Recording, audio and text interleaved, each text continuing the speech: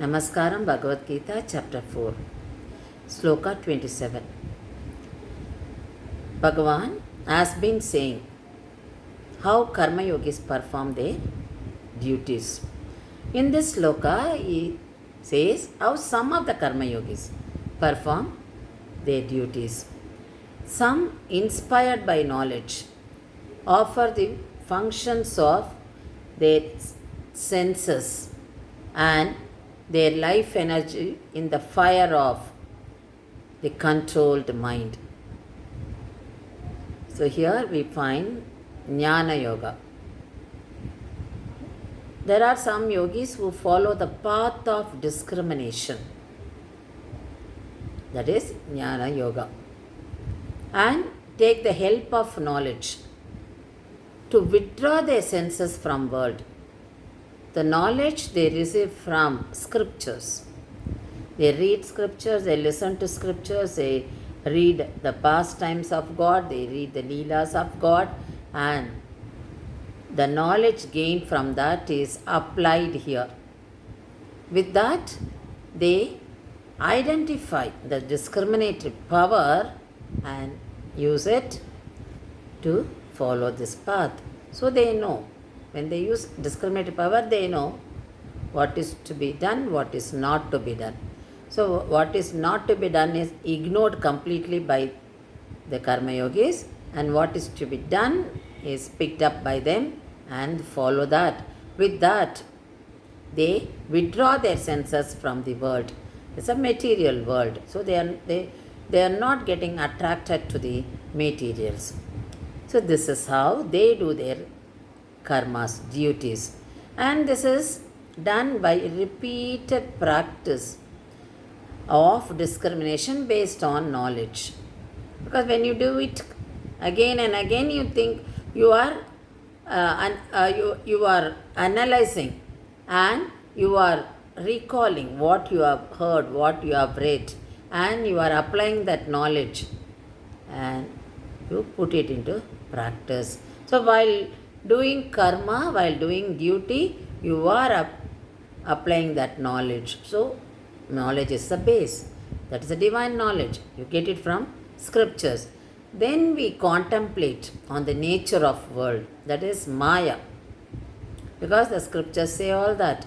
So we know that nature of Maya. So we become aware of it and we become alert. So the contemplation makes us become alert and aware. And such karma yogis, they do not associate this self with body, mind and intellect. When you do that, they get into ego. So the mind is engaged in meditation on Atma. So they gain the Atma Jnanam. So through Atma Jnanam, they realize God. That is, they move to God realization. In Chandogya Upanishad, it is said that Tattvamasi, I am that. And if you take Brihadaranyaka Upanishad, that is, I am a supreme entity, Aham Brahmasmi.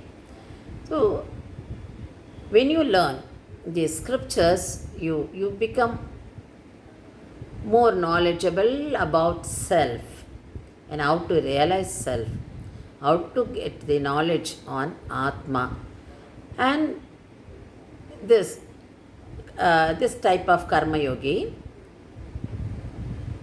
follows the Atma Jnanam to do the karma, which is little difficult, which is possible for those who are at advanced stage of renunciation.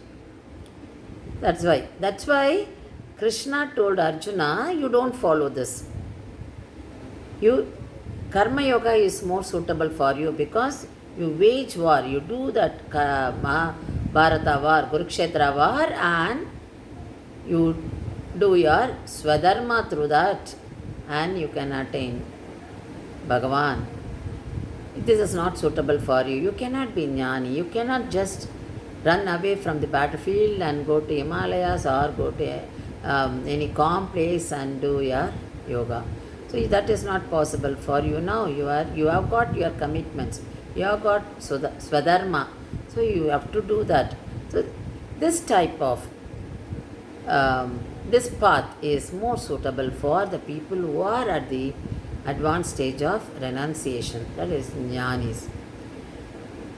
They know how to control the entire senses. How do they do that? Everything is karma is done in the form of yajna. That is what we have been learning for in the last 4 to 5 slokas. So here they are giving up their sense and the actions of senses. So that is the sacrifice. That is the yajna. So they are put it in the fire of knowledge. So Krishna explains about it. Once Hanuman attended Ramdas, Saint Ramdas class. He was teaching the disciples and he was explaining that Hanuman went to Sri Lanka and met Sita. He saw white color flowers. Hanuman was one of the disciples there, but others did not know that he was Hanuman. And he suddenly raised his voice, no, the flowers were white in color. Then Tulsida said, no, only white flowers were there. Then he could not resist himself. So he said, I am the one who went there. I saw only red color flowers. Then Tulsida said, okay, we will go to Rama and clarify our doubt. Then went to Rama. Then Rama said, only white flowers were there because your eyes were red. So he was telling Hanuman, your eyes were red because you were angry at that time.